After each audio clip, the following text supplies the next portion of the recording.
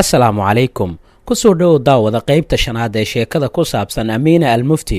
qaybta afraad waxay inoo joogtay markii amiina almufti gaari jiibha lagu soo qaaday islamarkaana lagu wargeliyey in la doondoonayey. markaana waxaan eegaynaa kaabsoolkii sunta ahaa. sheekadan waxaa qoray ninka carbeed ee fariid alfaluuji, waxaana afkeenna hooyo ku tarjumay kamaal axmed cali oo aan kaga mahad celinayo tarjumaadiisa maadaama ay xogo badan oo dhanka sirdoonka ah ay ku jirto sheekadan. aanu eegno markan kaabsoolkii sunta ahaa. amiina waxaa lagu soo qaaday baabuurkii jiibka ahaa oo xawaare aad u sarreeya loo dhex jeexay shaaracyada ama waddooyinka magaalada bayruud. marka ay eegto midigta darawalka gaadhiga ku wada oo muraayadda daaqadiisa ay furnayd, waxay arkaysa dhismayaasha jidka hareerihiisa ku yaalla ee ay hilaaca uga gudbayso, halkaas oo ay ka qiyaasi karaysa xawaaraha aanay maskaxdu sawiran karin ee uu ku socday baabuurka ay saarnayd. arrintan ayaa waxay ku sii kordhisay cabsidii. baqdin darteed ayaa xitaa waxa ay ku dhici weyday in ay su'aal ay weydiisan nimankan wada si ay u ogaato cidda ay yihiin, waxa ay dhab ahaan ka doonayaan iyo halka ay u wadaan. markiiba ayaa aamino maskaxdeedii waxaa ku soo dhacay hal cashar oo ka mid ahaa kuwii la baray waagii ay qaadanaysay daruusta sirdoonka iyo sidoo kale xirfadda basaasnimada. waxa uu ahaa marka ay gacan gasho ama ay hubisay inay cidda haysataa ay tahay cadowgii inay liqdo xabad kaabsoola oo si fudud nafta u dhaafinaya. waa farsamo ay isticmaalaan sirdoonka yahuudda si ay uga hortagaan haddii la qabtaa basaasiintooda in laga helo xogo kale oo dheeraada. xubin kasta oo ka tirsan sirdoonka yahuudda waxaa la siiyaa xabad kaabsoola oo ka samaysan sun dilaa ah oo lagu magacaabo poison kaabsool si uu u loqo saacadda ugu adag ee gacanta lagu dhigo. ujeeddaduna ay tahay inuu si fudud uu u dhinto. waxay ka cabsi qabtay haddii fursaddaasi ay dayacdo in marka gaariga laga dejiyo ee askartaani ay baaraan ama marka ay xirxirayaan ay arkaan kaabsoolkii, kaas oo noqon karaya marag caddaynaya basaasnimadeeda, islamarkaana fursaddaasi dhimashada halkaasi ay ku dhaafto. amiina waxay go'aansatay fursaddii ugu horraysay u suuragelin kartaa inay la soo baxdo xabaddeeda kaabsoolka ahaa oo ku dhex qarsoon biinka timaha ee madaxeeda ku xidhan. inay ka faa'iidaysato fursadda oo ay si degdeg ah u liqdo ayaa taladeedii ay ku soo ururisay.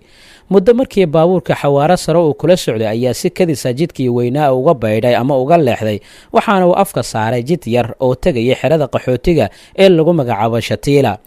markiiba waxay isweydiisay, falastiiniyiintu maxruun xabsi ah ayay ka dhex samaysteen xerada qaxootiga. iyada oo maskaxda aanay weli ka fikirin jawaabtii su-aashan, waxay ku baraarugtay hadal askari ka mid ah raggii waday oo ku leh, kordhi xawaaraha aynu ku soconno, dhaawaca laga keenay koonfurta aad ayuu u badan yahay. markan ayaa ay neefi ay ka soo baxday sidii qof hurdo ka soo kacday ayaa mar kaliya ay ku jeesatay askarigii hadlay, waxaana ay tidhi maxaa dhacay. waxaanu ugu jawaabay, waa dad ku waxyeeloobay weerar cirka ah oo israa'iil ay ku soo qaaday saldhig ciidanka falastiiniyiinta ay ku leeyihiin meel ku dhow iskooska xerada qaxootiga ee caynuxilwa. amiina intii ay naxdintii ka duushay ayaa ay dib ugu tiirsatay kursigii baabuurka. askarigii oo hadalkiisa sii wata ayaa yidhi, dhaawac oo aad u badan awgeed ayaa dhaqaatiirtii shaqada qaban lahayd ee yaraatay, sidaasi awgeed ayaa la raadiyey dhaqaatiir dheeraada. waxaa kaloo ay u sheegeen in xafiiska sirdoonka falastiiniyiinta uu siiyey xogteeda iyo halka laga heli karo. tilmaamtaasna ay ku yimaadeen maqaaxida. intii ay neef dheer qaadatay oo si carale ugu qaylisay askarigii, doqon dhammaantiin doqomiin ayaa tihiin, ma sidaan ayaa dadka martida idiin ah aad ugu yeertaan. waxay askartii ugu hanjabtay in qaabkay ula macaamileen ay si rasmi ah uga dacwoon doonto yaasir carafaad. askarigii oo arkay inay gabadha ay ka nixiyeen ayaa erayo raalligelin ah ku boobay. waxa ay mar labaad ay ogaatay in weli ay sii wadi karto shaqadii ay u hayso sirdoonka yahuudda. waxa ay ka qayb qaadatay gurmadkii caafimaad ee loo waday dadkii ku waxyeeloobay weerarkaas ee yahuudda ay soo qaadeen. waxaa xusid gaara mudan in weerarka yahuudda uu ku socday xog ay sirdoonka yahuudda ay ka heleen amiina, taas oo sheegaysay in goobahani ee saldhigyo ay ku leeyihiin xoogaga wax iska caabinta ee reer falastiin. waxaana yaab leh in xogtii amiine ay bixisay lagu dilay dadkan laga codsanayo in gacan ay ka geysato gurmadkooda caafimaad. maalmo yar kadib weerarkaasi waxaa aamine ay qorshaysay in ay dib ay ugu safarto israa'iil. safarkaasi lama oga inuu ku yimid doonisteeda iyo inuu ka yimid xafiiska dhexe ee sirdoonka muusaad oo ahaa magaalada talaabiib oo looga yeeri jiray. intii aanay lubnaan ka ambibixin waxa ay sii martay inta badan mas-uuliyiinta reer falastiin ee ay isbarteen si ay u sii sagootido. waxa ay dadka oo dhan ay u sheegtay in safarkeedani uu ku jihaysan yahay magaalada vienna ee xarunta dalka austri.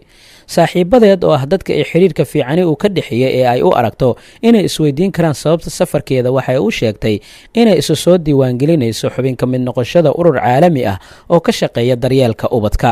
waxay ku soo noqotay gurigeedii vienna oo marka ay kedinkii soo gashay ay dareentay wehel la-aan iyo xasuustii ayaamihii wanaagsanaa ee ay la qaadatay ninkii ay jecleed ee mooshe.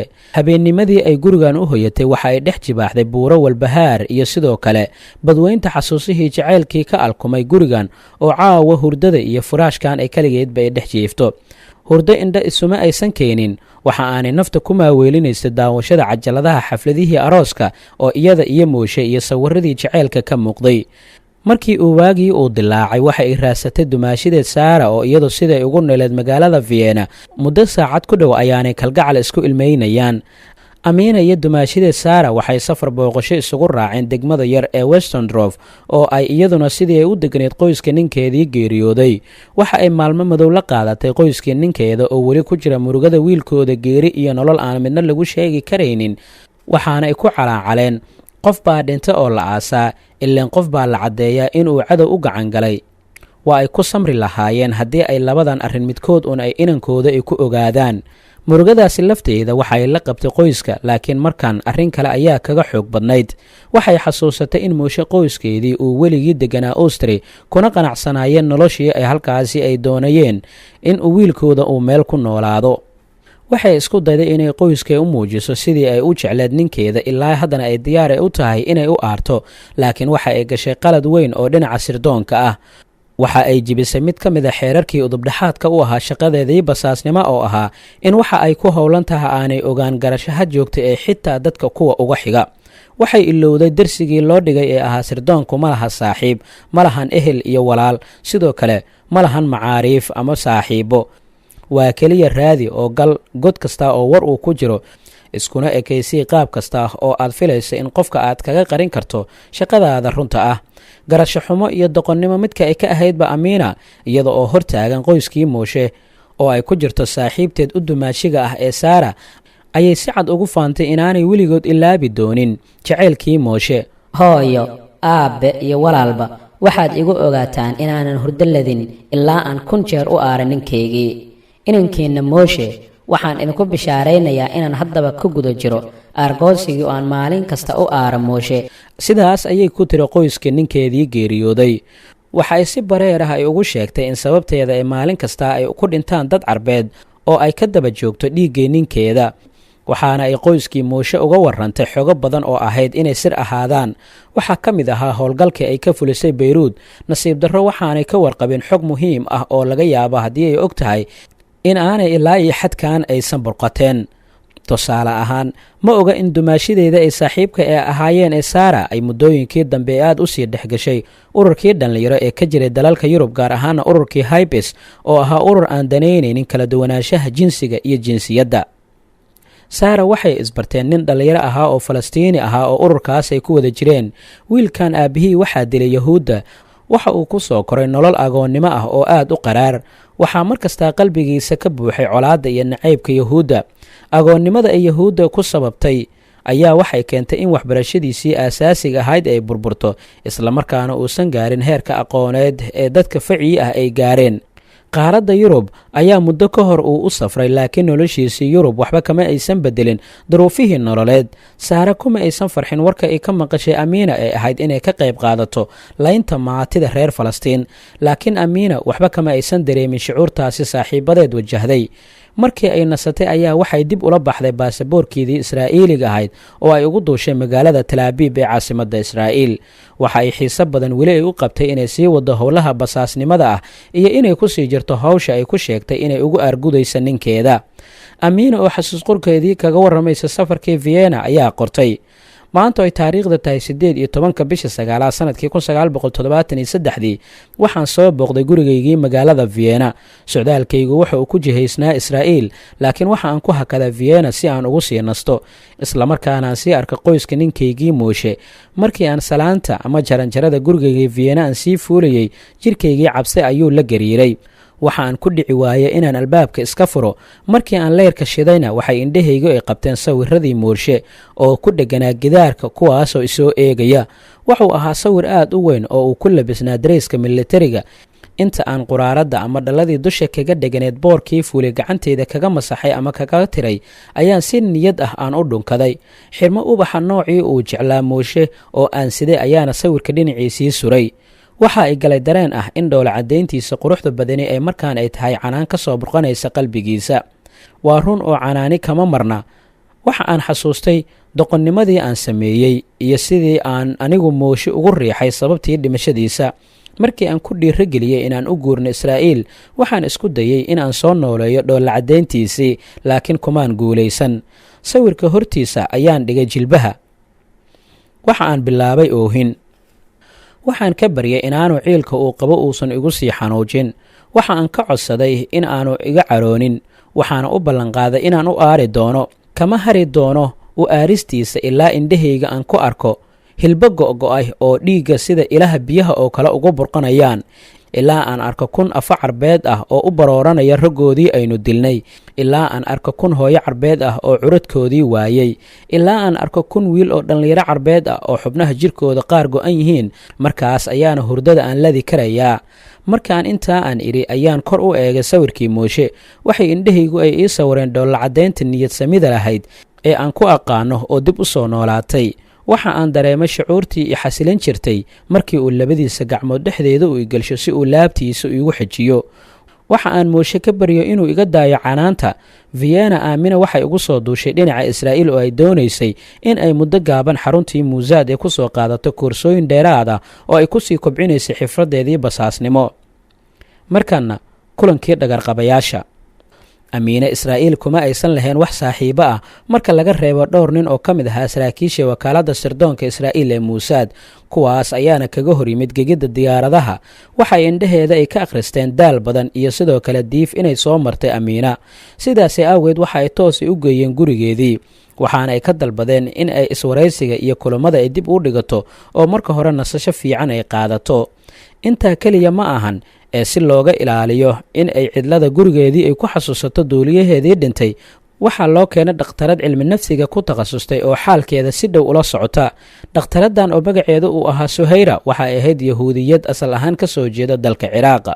Suhayra waxa ay aad uga shaqaysay in amiine ay aad u sii dejiso islamarkaana ay u fududayso dhexgalka bulshada yuhuudda si loogu gogol xaaro in ay aakhirka ay degto Israa'iil, taasoo ay ka muuqato sida durbadiiba ay sirdoonka yuhuudda ay ugu qanceen shaqada amiina. waxay muhiimadda ugu weyni ay ahayd in amiina laga dhigo qof si fiican ula qabsaday yuhuudda carabta ah. waxaa la siiyey duruus badan oo afka ah iyo sidoo kale waxbarashada dhinaca dhexgalka bulshada ah, waxaana la baray carab badan oo masiixiyiin ahaa oo ku dhex noolaa yuhuudda. amiina waxay waraaqadaha xasuus qorkeeda ee la helay ay ku sheegtay in dadka maalmahaasi ay baratay uu ka mid ahaa Muniir Rouva oo ahaa duuliyo military oo u dhashay dalka Ciraaq, kaasoo sanadkii 1967 diyaaraddii nooceedu uu ahaa MiG lagu sameeyey dalka Raashka kala goostay militarigii Ciraaq isuguna dhiibay Israa'iil. saraakiisha muusaad oo weli wada dadaalkii ay ku dejinayeen xaaladda amiina waxa ay qorsheeyeen in la isbaro duuliyahan iyo qoyskiisii iyo sidoo kale amiina oo sheekadeeda laga dareemaya inay xiisayn lahayd in ay hesho cid ay isku dhaqan iyo af ay yihiin. muniir iyo xaaskiisii Maryam oo da'doodu ay ku dhoweyd 40 ayaa si fiican u soo dhoweeyay amiina isbarashadii kadib. muniir waxa uu uga sheekeeyey waayihiisii uu soo maray iyo sidoo kale dhib badan oo uu sheegay inuu la kulmay bilowgii noloshiisii Israa'iil. waxay indhaheeda ay ku aragtay duruufaha adag ee uu ku nool yahay muniir oo aan aqoonin ku hadalka luqadda yuhuudda ee Hebrowga. waxa uu waayey saaxiibo, waxaana uu bilowgii hore uu la kulmay camal la'aan ba'an. waxaa kaloo uga sheekeeyey culayskii ay bilowgii ay ku hayeen ilaalada ammaanka ee sida joogtada ah loo raacin jiray si ay noloshiisa ay u ilaaliyaan. waxaa jirtay mar uu bilowgii wax yar u shaqeeyey ciidanka difaaca ee yuhuudda, laakiin wakhti gaaban ayaa uu waday shaqadaasi, waxaana uu uga leexday ama uga baydhay inuu iskii u shaqaysto si madax bannaan. markaas ayaa uu aasaasay wakaaladdan wararka. amiina waxa ay muniir in badan ay ka waraysatay shaqada duuliyanimada ee militariga iyo qaabka uu isu badbaadin karo duuliyaha weerar uu ku yimaado. ujeeddadeedu waxay ahayd in ay baarto ugu yaraan bal inay suurtagal tahay in ninkeedii mooshe uu ka badbaaday weerarkii diyaaraddiisii lagu soo riday. weli waxa ay niyaddeeda ka dhammaanin rajadeedii ahayd suurtagalnimada in maalin maalmaha ka mid ah uu nolol kula kulmi doono ama inay ka quusato oo ay ku tiriso dadka meydka ah ee aakhirada ku biiray. markii ay waraysanayso sarkaalkan duuliyaha ahaan jiray waxaa mar kale quusay ka joogsatay jawaabaha ku saabsan ninkeedii ee sirdoonka Israa'iil siiyey mar kasta oo ay doonto inay ogaato bal inay nolol ay ku og yihiin iyo sidoo kale in laga quustay waxa ay siin jireen jawaab ah haa iyo maya labadaba gelin karta. Muniir Rawfa waxa uu sheegay in diyaaraddan uu wada ninkeedii Mooshe ee nooceedu uu yahay Skyhawk 4H ay tahay diyaarad Maraykanka uu sameeyo oo casri ah farsamadeedana ay u diyaarsan tahay inay badbaadiso duuliyaha. waxa uu sheegay in diyaaradaha noocan oo kale ah kursigooda duuliyaha uu isu bedeli karo kursi badbaado haddii khatar ay soo food saarto kursigaasi oo gaarkiisa ula duulaya duuliyaha lagana yaabo inuu isbadbaadiyo. Muniir oo inta badan uga faallooday Amiina nooca diyaaraddii uu waday Mooshe iyo sida ay suurtagal ay u tahay in uu badbaadi karayo ayaa hadalkii ugu soo koobay haddii nooca gantaalka ee ku dhaca diyaaradda Mooshe uu ahaa Sam 6 waxay u dhowdahay inuu badbaadiyo oo maxbuus u yahay Suuriya. haddiise gantaalka ku dhacay uu yahay Ato 11 rajada noloshiisa aad ayay u yartahay oo waxay u dhowdahay in isagoo aanan ka gaarin goosashada dalaayadda badbaadada ama baarashuudka ay diyaaraddii hawada kula qaraxday.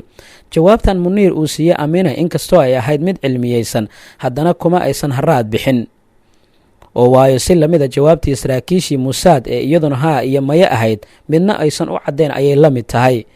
diyaaradda MiG ee duuliyahani ula soo goostay Israa'iil waxa ay noqotay hadiyad farsamayaqaanada militariga Israa'iil ka caawisay inay fahmaan samayska oo marka hore aanay xog ka haynin. waxaa la aaminsan yahay in diyaaraddaasi Israa'iil ay bartay darsi markii dambe uu dhacay dagaalkii Israa'iil iyo Carabta sanadkii 1967 kaasi oo ka caawiyay iska difaaca iyo soo ridista diyaaradaha noocan oo kale ah oo ay wateen ciidankii dowladaha Carabta ee isbahaysanayay kuwaas oo kale ahaa Masar, Suuriya iyo Ciraaq.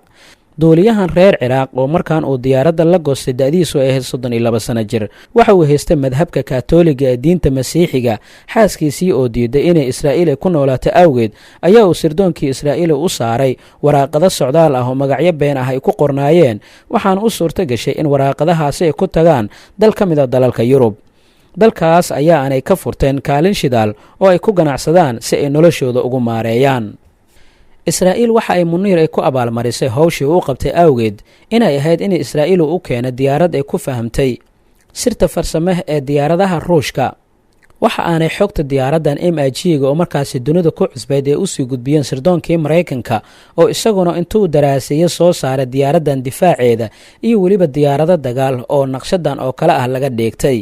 Muniir waxa uu wadna xanuun kadis ah oo ugu dhintay sanadkii 1998 laakiin markan ay kulmayeen Amiina waxa uu ka shaqeynaya wakaalad warar ah oo isaga iskii uu aasaastay una bixiyay Al-Adwa luqadda Yahuudana ku noqonaysa Al-Xanuuka. xaaskiisii Maryama waxa uu wakaaladda uga dhigay agaasimaha xiriirka dadweynaha. Amiina waxay xiiso badan u muujisay inay barato lana kulanto ninka Carbeed ee ay u wada adeegaan Yahuudda. dhowr jeer waxay ugu tagtay gurigiisii oo ay joogaan xaaskiisa iyo carruurtiisa. xiisaha ay Amiina u qabtay duuliyahan ma uusan ahayn oo kaliya xiisaha jinsiga ee ay wadaagayaan balse waxaa u dheeraa iyada oo doonaysa inay ka weheshato ciriiriga ay ka qabto su'aalo badan oo damiirkeedu ay weydiinayso. Muniir markaana isbarteen da'diisu waxay ahayd 38 sano jir wuxuu ahaa maariin indho waaweyn fooda hore ee timihiisuna ay hadda ay bilaabeen inay go'aan. markaana aan eegno caradii abeesada. Amiina habeenka oo Muniir waaye aragnimadiisii adeegsanaya uga sheekeeyay sida uu noqon karo xaalka duuliyaha diyaaraddiisa soo dhacdaa waxay fiid hore gurigeedii ay ku noqotay iyada oo aad u wareersan kana yaaban goorta ay geeri iyo nolol mid ay ku ogaan doonto Yahuudigii ay caashaqsanayd. isla habeenkaasi markii guriga ay ku noqotay waxa uu yimid sargaal sare oo ka socda waaxda sirdoonka ee Yahuudda. sheeko dheer oo u badan ammaan ah geesinimadeeda iyo sida ay nafteeda ugu hortay danta Israa'iil ayaa waqti badani ay ka qaadatay. Amiina oo aad ula dhacsan hadalka mas'uulkan oo ay ka dhadhansatay sida ay raalli ugu yihiin maskaxdeeda ayaa waxay kaga yaabisay arrin aanay meeshaba ka filaynin. Marwo, dhib iyo howl badan ayaa kugu dhacday, duruufo adag ayaana aad ka soo tallawday, laakiin iminka waa aad ka nasanaysaa waxaas oo dhan. madaxdeeda sirdoonku waxa ay qabaan aragti ah in hadda wixii ka dambeeya laga shaqeeyo raaxadaada iyo badbaadadaada. waxa aan caawa kuugu imi in aan ku gaarsiiyo xiisaha ay u qabaan in ay fuliyaan wax kasta oo aad u baahato, islamarkaana aan kuu soo bandhigo shaqada cusub ee hadda wixii ka dambeeya laguu igmaday. waa hubaal inaad shaqadan aad ka heli doonto, waayo waa shaqo kugu habboon. halkaa markii hadalkii uu marinayo ayaa aamine ay soo booday oo hadalkii ay soo dhex gashay. ma waxaad ula jeedaa in shaqadii bayruud ay sidaa ay ku dhammaatay?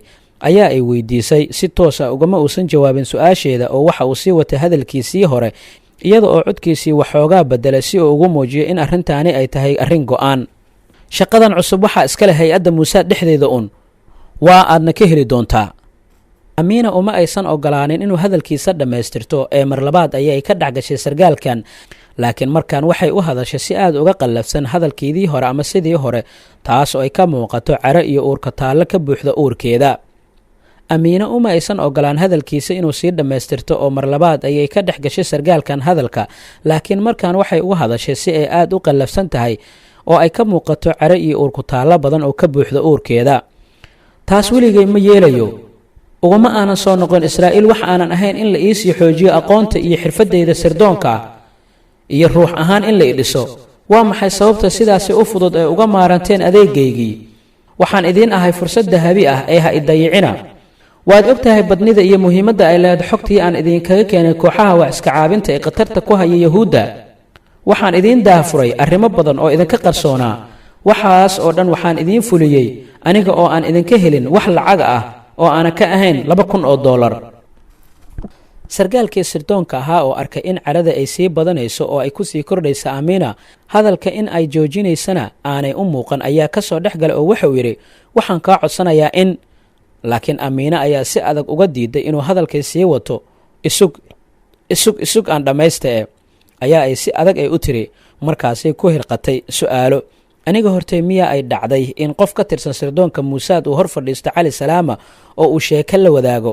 hortay ma hesheen cid tilmaam fiican idinkaga siisa dusha iyo gudaha dhismaha xarunta ururka xoreynta ee Falastiin? iyadii ayaa haddana isaga jawaabaysa su'aalahan oo dhan. jawaabta aad haysaan waa maya. aniga waad ogtihiin in xitaa gudaha aan u galay qolka xafiiska u ah Yaasir Carafaad. waxa aan gaaray heer aan toddobaad kasta aan 2 jeer aan la kulmo cali salaama.